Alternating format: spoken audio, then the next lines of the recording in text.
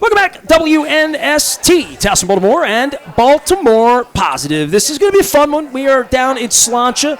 I came dressed for the party, not to be the party pooper. I think it's the last time I'm going to be able to wear my Baltimore 22 jersey. We were here for soccer celebration, but I had these great folks lined up as well because we're celebrating something that's probably even more near and dear to my heart than even sports or music or soccer or the city, which is journalism, which is where it all began. I already made the first mistake when I had Imtiaz Patel and Kimi Yoshino stop by of saying same titles as we had at the paper back at the News American when I walked in January 20th of 1984. We had an editor-in-chief and we had a publisher. Jim Tedman was there, and our friends that I had back in the day, and at the Baltimore Sun, Reg Murphy, and people that I was afraid of getting called into their office because it was like the principal's office. So you guys have come here and really taken this thing by storm. We're a couple days out on launch. I've been following things, including the Angelo story with Fenton. So kudos before we even get going that I think some in our audience will know of both of you and of your launch, and certainly has not been easy to come to Baltimore and pull this off, right? No, it's been a lot of work, hiring a lot of people, and putting a good team together to basically get this thing done. And it really started with getting Kimi. Well, Kimi, talk to me a little bit, because when we've met off the field in Los Angeles and California and where journalism is, where the money in journalism is, and you come at it honestly, you're a real reporter. When people have asked me about you, I'm like, she went and fought Disney. She went and fought a city over corrupt government. It's sort of that kind of reporting that there's some of it out there, but it's not being funded the right way. And this is a different kind of model than the traditional model that I left almost 30 years ago that you've been a part of for the last 30 years. Right, for sure. I mean, I think what we're finding is that there's a lot of room for national news. There's a lot of room for the big stories, world and nation, the big giants in media. And it's a lot harder for the little guy to succeed now. Well, I am the little guy, right? I had an AM radio station. I have a website. I sort of understand where metrics are and what people are buying. You all have taken this in a different direction with reporters and picking reporters and picking what you're going to cover, and starting with the newsletter and how your first launch of give me your email address, right? And I've gone on at length on the air and off the air about my experience with the Baltimore Sun, giving them my credit card for $1 at Christmas one year and then never being able to undo that, right? Yeah. So there is a level of trust when you say, we're the Baltimore Banner. And even today, my chiropractor, Dr. Steve Elliott, who I was with, said, I follow Fenton, so Fenton goes to the Banner, I go to the Banner, right? So you guys have come at this by trying to take on the best of the best Pulitzer Prize-winning people that the Sun has spawned, but realizing that there is a gap here. I mean, I feel it at every press conference. I mean, I was at the soccer press conference. I just feel like we don't have enough media here. Keith Mills, who is a legendary sportscaster, saw me yesterday at Ravens practice and said, let those people know we're pulling for them. So I think there is that, because I think we can only be, I know we can only be a better city when we have a bigger spotlight on all the things you want to spotlight, the good and the bad, right? That's right. I mean, I've said this repeatedly, that this city is better the more journalists that are here. And frankly, it doesn't matter how many, people we hire. There are plenty of stories to go around. There are too many stories that aren't being covered. And just tell me about your involvement in this, and I guess at some point I'll sit down with Stuart Bainum, and when your phone rings and where Ted plays in this, because anybody that knows me knows I had a special relationship with Ted, especially at the end of his life. I always kidded him about I campaigned against him in 1976 over in East Baltimore County. My father supported John Coulihan back then, the Lion of Halethorpe. But I love Ted, and Ted always had this vision to buy the Sun. And I would always say to Ted, you don't need to buy the Sun. Like, the Sun to me was a tired brand. It was a newspaper business once the internet hit 06, 08, social media. I always felt like it was teetering. Ted had a different vision, though, and for what this has become and what the Institute's become and where your involvement is the leader in all of this, the best part is you knew Ted. The worst part is we lost Ted, right? That's right. I mean, I only knew Ted for about a year. I felt like I've known him for 20 years. and he's a big loss to us. But a lot of, Ted originally wanted to buy the Sun, and he wanted to turn it into something that really served the community, had a big impact on the community. And he was also the one who said, okay, if we can't get the Sun, let's do what they've done out in Texas, like the Texas Tribune, and create our own startup and serve the mission at the And end there of was the a day. model.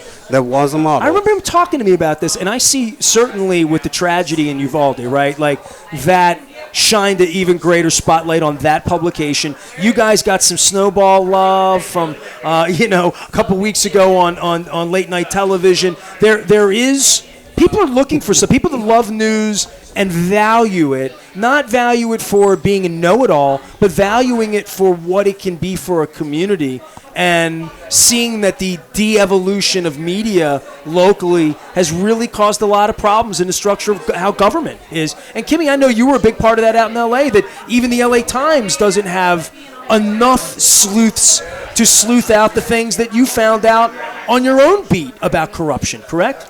Right. I mean, even in a newsroom in a city like LA, I think there's probably 500 reporters there. There's 88 cities in LA County.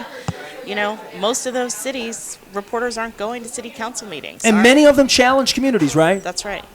Well, where do you find yourselves here in the last 6 to 8 months after we lose Ted? You make a decision to come. You make a decision to start to recruit staff. Tell me about Ted in the beginning of this and how Kimmy got into this before we even get to this week, because I think a lot of this, the last 90 days, you guys have been out in the light and seeing your reporters and seeing where it is. I'm more interested in to see how all this happened to begin with Stewart. So when we didn't get the Sun, we thought there was a little window of opportunity where Alden, who bought the Sun, would sell it to us. It didn't happen. We reached out to them. They never responded. So we're like, okay, let's move full speed forward. And Ted, Stewart, and I got in a room and we said, okay, what does this thing need to look like? Who do we need to talk to here in Baltimore, in the state, to get their advice, their input, and learn from other models around the country? So that's what we did. Ted, Stewart, and I went to New York to talk to ProPublica, the city, which is another startup there. People at Bloomberg. We met with a bunch of people here, met with others around the country, and started forming this idea. And Ted was there every step of the way as like our, our spirit guide. Spiritual godfather is what I call him. That's what he is. And then we said, okay, let's start building this thing out. So we started and we knew we needed to be commercially viable, meaning not a profitable organization, but at least get to break even. So we're going to have to get help and support from a lot of different people through subscriptions, donations, and so on. So we started building that capability and then started really searching for an editor-in-chief. And after 4 to 5 months, we found Kimmy. She comes on board and then she starts building out her team. We didn't hire a single person in the newsroom until we hired her, because it was her call, and then we started really putting the strategy together.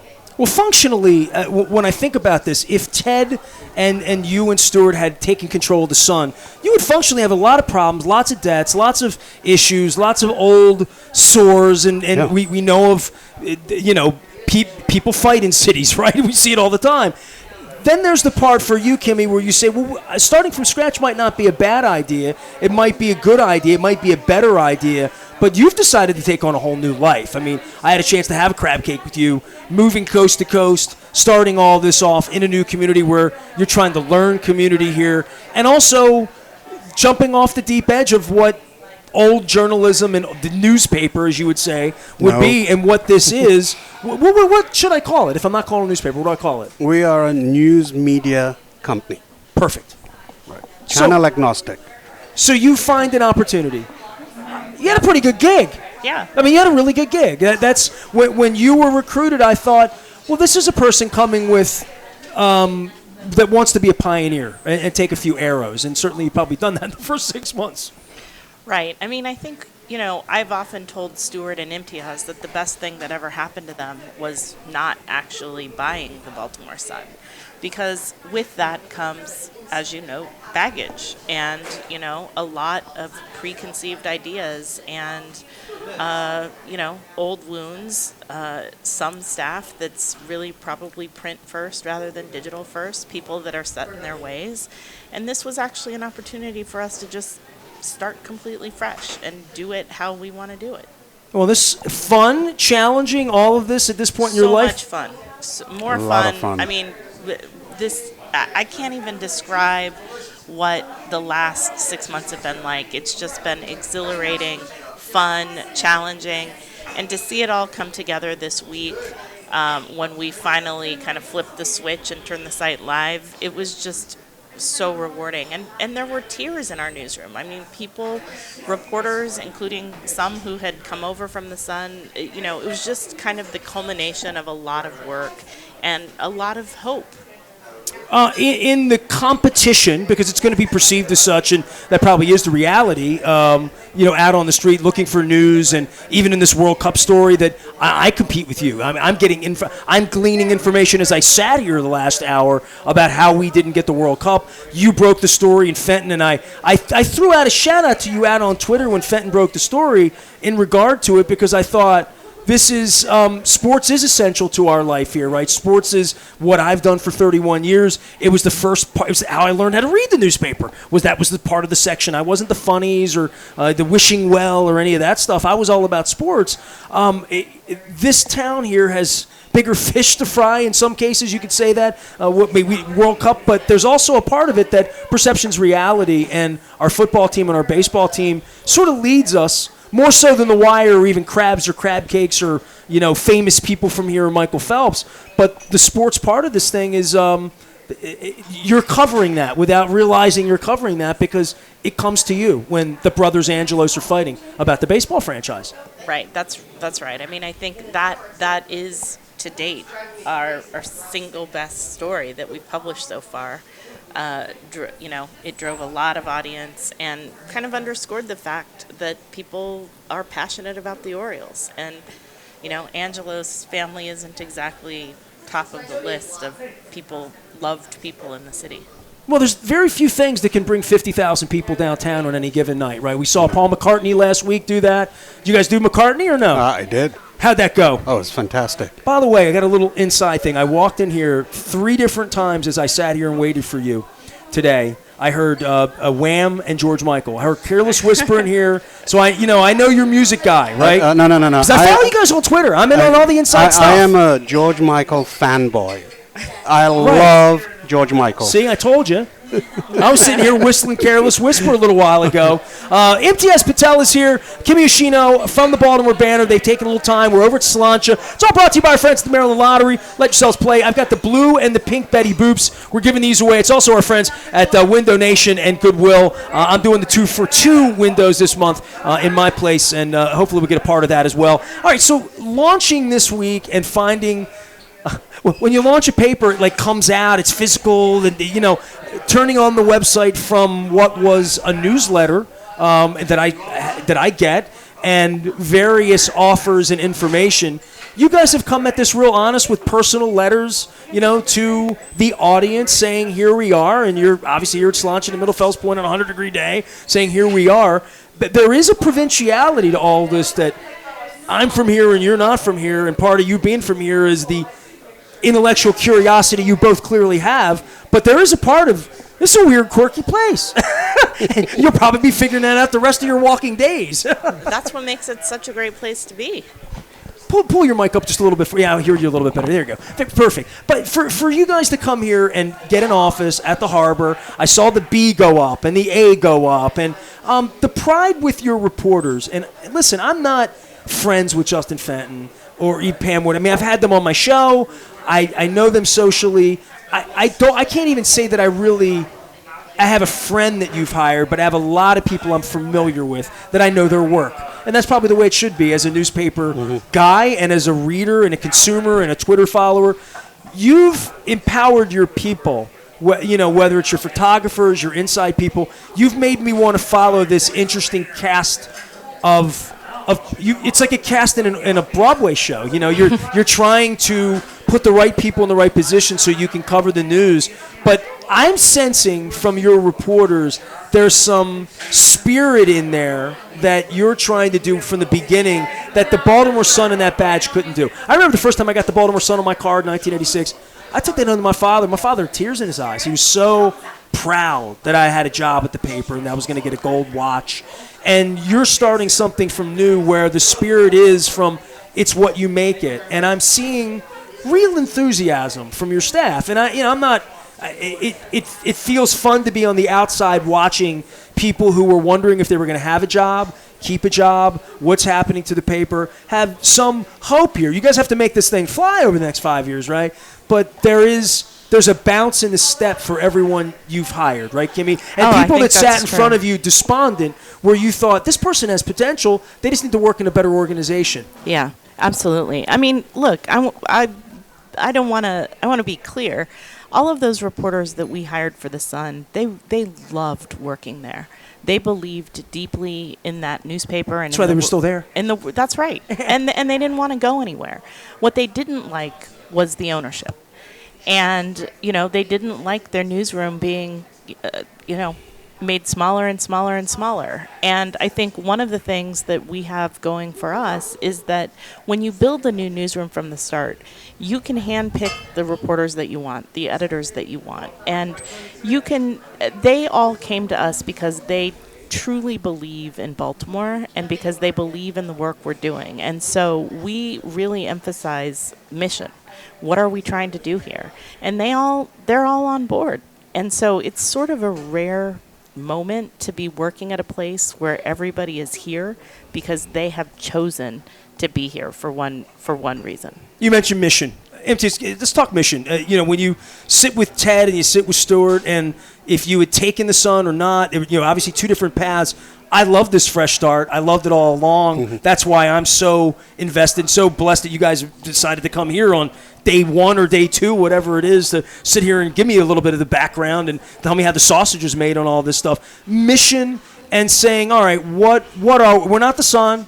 We're not a newspaper. We're a news media online organization. But then what you're trying to say to all these people that you're now recruiting as to what's this going to be 18 months, 36 months from now? What's the Baltimore Banner going to – what am I going to say? I'm not going to call it a newspaper because I'm never going to hold it in my hand. Exactly. Right? Exactly. No, we spent a lot of time thinking about our mission, and really at the end of the day, I'm going to paraphrase, there's two components to it. One is about really serving the community at the end of the day. We want to make Baltimore better.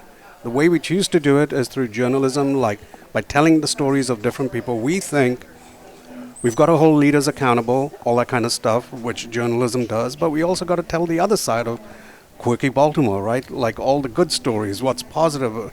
One of the things we've realized since moving here is there's so much good here. There's so many positive You're on Baltimore stories. Positive, man. Exactly. You really are. And we've got to tell those stories as well. So that's part of our mission.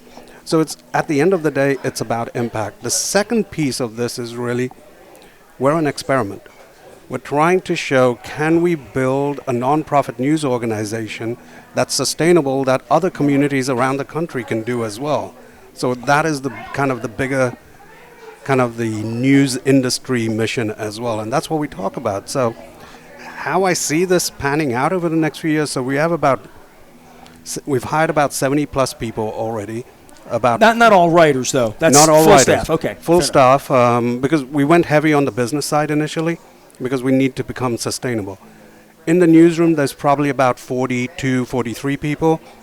That number in the newsroom is going to go north of 60 by year end, right? And then it's going to go north of that to, the plan is somewhere between 100, 120 people. When it's mature, as you see it. Okay. In the next 2 to 3 years, okay. I would say. And that'll allow us to cover not just the city and Baltimore County, but really get into the surrounding counties and also do more statewide as well. We are covering the state capital right now. And we're going to be on different platforms, right? The site app will come in the next few months. We're going to have podcasts. We'll have more newsletters. We're going to be on radio. So there's a lot of different things coming. This thing is like a modern news organization leveraging all the channels at its disposal, because what we want to do is get stories out there. Doesn't matter how you want to consume, we got to get the stories out there. what did you learn from Texas Tribune that mistakes that you're not going to make because they made them, all right? And more than that, what'd you borrow and what's not to be borrowed? Because this is different. I mean, when I hear Texas, I think Texas. When I hear Baltimore, I think, ultra small, right? And serving a very defined group of people where I think Texas is like kind of all over the place. But trying to do it in an urban center like this is a different kind of experiment than that, even. Yeah, so what we did is we not only talked to Texas Tribune, but pretty much every startup around the country. Look up Santa Cruz, Daily Memphian in Memphis, Block Club Chicago in Chicago, the city in New York. See, I'm not familiar with a lot of those. When you say the city, is that more of like a city paper kind of a vibe that as I would know it being an East Coaster? It's a hyper-local news site. Yeah. I mean, I think it would be a tabloid if it were a newspaper. Well, look, the New York No. Times does a lot of amazing things. I think the city is trying to really cover the city. Understood. Yeah, I mean, but as a rival to the New York Times, that's not. It's not a rival to the But New in York this Times. town, you can be a rival to the Baltimore Sun, to that brand. Yeah, I mean, it's what the one thing we're all trying to do is fill in the gaps, right? What's happened over time in local news is it's been financially really, really difficult. So people cut back on local news coverage and they fill that with national and international news, so you miss the local stuff. What all these other small startups around the country and us we're trying to do is fill in the gap with local news. We're not even going to do national or international. It's all about local, and that's where the opportunity is. So in a way, yeah, you're competing, but you're not really competing because you're covering the gaps in the marketplace. Imtiaz Patel and Kimi Yoshino from the Baltimore Banner. They are our guests. We're down here doing the Maryland Crab Cake Tour. There will be crab cakes involved here because I see the water across the way. I want to answer, just on a fun side, we'll take a break. I'll come back and we'll get into a whole bunch of stuff about launch and your reporters and covering the news. Your favorite things about Baltimore thus far? What's the favorite thing that you've done or seen or would say, I did not know that about Baltimore? That's one of the things that makes Baltimore great on the front end. I think the food is so much better than I expected and so different and varied. Kimmy? For me, I think it's that the city is so much more than the perception that I had as, a Californian. Had you both watched The Wire? Yes.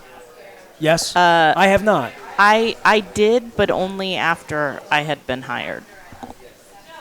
And what did to glean from that? Just what it looked like, probably, as much as anything, right? Right. I mean, I think I took from it what everybody takes from it. That there were some serious challenges here to overcome.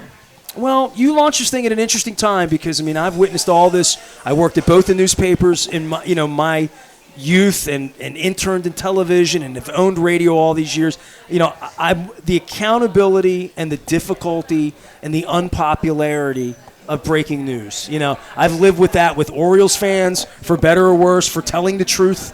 And that, to me, that's the root of the challenge. But I want to take a break because we're 20 into this. Kimi Yoshino, she is the editor-in-chief. Imtiaz Patel, who is the publisher and CEO. I'm doing this without notes here. We're down here at Slainte talking about the Baltimore Banner, talking about the future journalism, and doing it with two people that are laying it on the line and bringing a lot of people in. But we're going to come out. I want to talk about We Own This Town. I want to talk about government, talk about the mayor. By the way, we're with the mayor on Monday at Next Phase Cafe, on Monday we'll be down there with Brandon Scott, and on Wednesday we are at Fadley's in the morning, and I'm lining some guests up for that as well. Back for more. We're at Slainte. We're going to be talking some more journalism. Stay with us. We are WNST, AM 1570, Towson, Baltimore. We never stop talking. Baltimore, positive.